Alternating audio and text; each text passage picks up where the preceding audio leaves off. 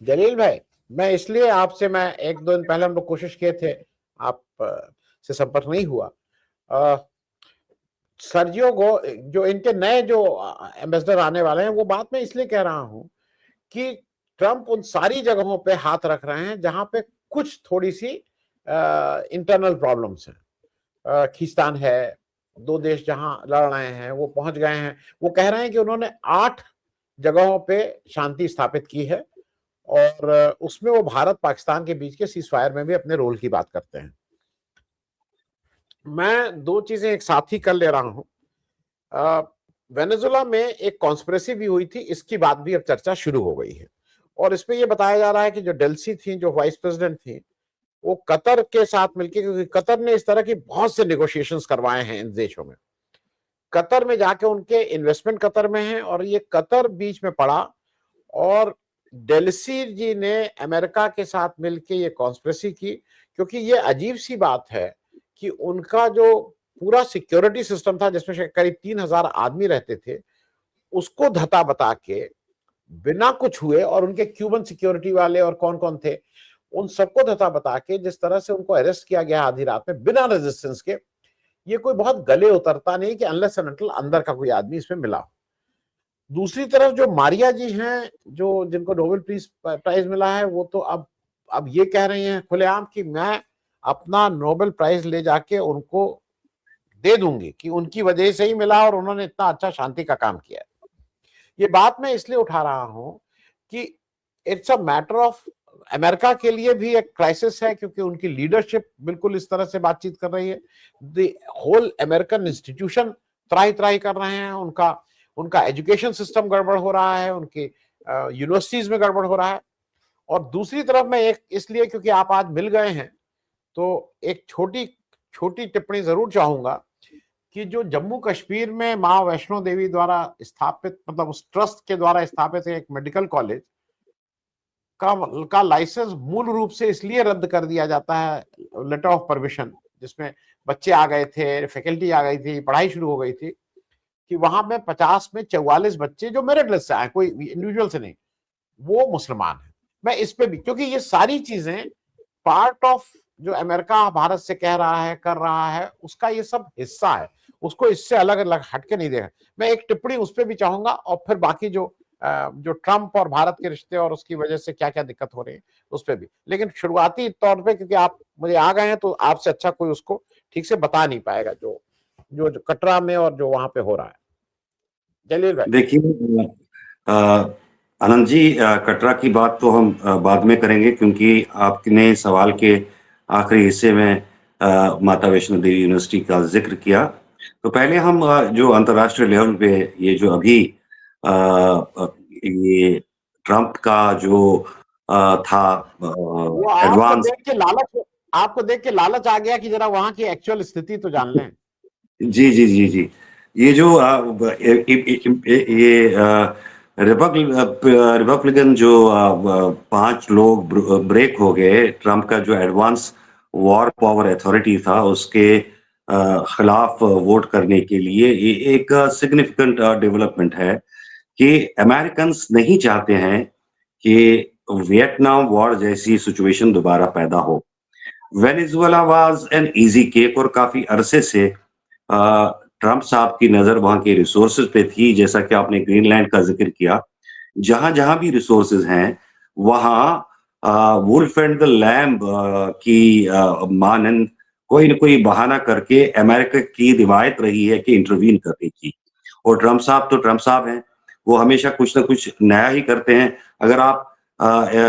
Indo American relations के context में देखेंगे तो इसकी जो क्रोनोलॉजी है, ये एक पर्सनल जो मोदी साहब के साथ उनका एक मलाल था, एक नाराजगी थी कि वो उनसे नहीं मिले, वहां से शुरुआत हुई। और आज हम उस जगह पे पहुंच गए जहां पे वो एक तो कोई दिन ऐसा नहीं छोड़ते हैं जहां वो मोदी जी के लिए कोई ना कोई नई बात कहते हैं। और हाल ही में आपने सुना कि खुद बजाते खुद, जिसका आपने जिक्र किया, कि ट्रंप ने he called me and said can we meet sir, ऐसे मतलब एक इन इटसेल्फ एक ऐसा लहजा है जो जिल्लत आमेज लहजा है जो हमारे जो कंट्री हेड है उनके बारे में वो इस्तेमाल कर रहे हैं। आप देखेंगे कि इस तरह की रशिया ऑयल को लेके उनकी काफ़ी और मुल्कों के साथ भी लड़ाई चल रही है, लेकिन किसी और मुल्क के प्रधान को वो इस तरह बार-बार, बार-बार, बार-बार शर्मसार नहीं करते हैं, जिस तरह वो हमारे प्रधानमंत्री को करते हैं और मैं समझता हूँ कि ये सिर्फ़ हमारे प्रधानमंत्री के ऊपर हमला नहीं होता है, बल्कि ये पूरे भारतीय जो लोग हैं, देश है, उस पर हमला होता है और विडंबना की बात ये है कि हमारी तरफ से इसका कोई भी जवाब नहीं आ रहा है। ये जो इन्होंने मे आई कॉल यू सर की बात की, ये उन्होंने अपाचे हेलीकॉप्टर्स की परचेज़ को लेके शुरू की और आखिर में वहीं पे आ गए जहाँ वो आखिर में मोदी जी का नाम लेते हैं। तो अब बात हो रही है कि 500 परसेंट टैरिफ की। लेकिन दूसरी बात आपको मैं बताना चाहूँगा कि एक और बात आई है जो उनके कॉमर्स सेक्रेटरी हैं, उन्होंने बताया है कि हम एक ट्रेड डील हमारे पास तैयार थी, लेकिन मोदी जी ने फ़ोन नहीं किया। यानी कि हमारे जो मतलब कॉन्स्टिट्यूशनल हेड हैं कंट्री के, उनकी जो वुकत है वो यहाँ तक रह गई है कि किसी डील को पास करवाने के लिए उनको खुद हाथ जोड़ के बोलना पड़ेगा तभी कोई डील हो सकती है अमेरिका के साथ। खैर, ये तो इंडो अमेरिकन रिलेशंस के कॉन्टेक्स्ट में कह रहा हूँ। अब वेनेजुएला की बात करेंगे तो सबसे बड़ी क्या हुआ, क्या नहीं हुआ कि एक आज़ाद मुल्क के एक हेड को इस तरह अगवा कर लेना, इसमें कोई दो राय नहीं है कि अंदर के लोग इसमें शामिल थे। बहरहाल अंदर के लोग हमेशा शामिल होते हैं जब भी कहीं न कहीं इस तरह की कार्रवाई होती है। आपने देखा होगा जहाँ भी इस तरह के कांड होते हैं वहाँ अंदर के लोग ज़रूर शामिल होते हैं। तो अ, लेकिन ये सब करने के बाद जो ट्रम्प साहब के इरादे हैं वो कुछ और भी करने का है और यही वजह है कि ये इस तरह की रेज़ोल्यूशन लाई गई थी लेकिन अब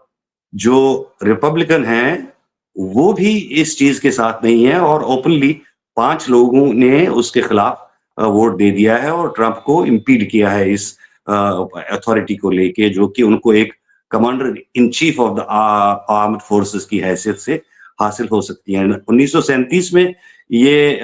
पास किया गया ये लॉ कि कांग्रेस war declare करेगी in case of declaring war. Congress will be having the authority to declare it, but the president will be the commander in chief of the forces and before any military activity or action 48 घंटे पहले उनको कांग्रेस को inform करना है। बहरहाल अब तो वो बात ही नहीं रही, it is equivalent to stopping him from that authority. तो ये एक चीज काफी पॉजिटिव है और इसके दूररस नताइज निकल सकते हैं ट्रंप में। वो जो उनके इरादे और भी कंट्रीज में थे, जैसे कि आपने देखा होगा कि पहले जब आए थे पावर में तो उन्होंने कनाडा के बारे में ऐसी बात की थी और इसी तरह अब जो ग्रीनलैंड के बारे में वो टेक ओवर की बात करते हैं, बल्कि डेनमार्क के साथ कुछ लोग तो कह रहे हैं कि इसको खरीद लो और इनके तो इरादे कुछ और ही हैं, वो भी हो सकता था। और ईरान एक सिग्निफिकेंट कंट्री है, जहाँ पे अगर इनको खुला छोड़ दिया जाए तो इट इज़ इनएविटेबल, ये रुकेंगे नहीं और ईरान में भी ये मिसएडवेंचर कर सकते हैं। तो एक चीज़ मतलब अब अगर इनको इस चीज़ से रोका गया है, अभी अपना गुस्सा निकाल रहे हैं उन मेंबर्स पे जिन्होंने इसके खिलाफ, जैसा कि आपने प्रोग्राम के इब्तिदा में ही कहा, वो उनको गालियां दे रहे हैं that they should be never elected to any office. तो इस तरह तो अभी वो अपनी खिफत निकाल रहे हैं कि सियानी बिल्ली खंबा नोचे के मुतरादिफ ये उनकी जो पोजीशन है इस वक्त इस वजह से बहुत खराब चल रही है और फ्रस्ट्रेशन में वो ये सब कह रहे हैं। अब आते हैं जम्मू कश्मीर की तरफ। ये जो यूनिवर्सिटी है इसको लास्ट ईयर परमिशन था मिल गया था और ये आपको याद रखना चाहिए कि it was not a minority institution की हैसियत से इसको रजिस्टर नहीं किया गया था। और यहाँ पे जब एडमिशन खोला गया तो पहले बैच के लिए 50 बच्चों को लिया गया जो नीट क्वालिफाई किया था उन्होंने। तो नीट जब क्वालिफाई होता है तो उसमें कॉलेजेस इश्यू होते हैं। यहाँ जम्मू कश्मीर में एक ही कॉलेज नहीं है, जम्मू कश्मीर में मेडिकल कॉलेज हर जगह है। मतलब अगर कश्मीर की बात करेंगे तो कश्मीर में 3 है, एक तो नॉर्थ कैंपस है, साउथ कैंपस है और जीएमसी श्रीनगर है। उसके अलावा प्राइवेट सेक्टर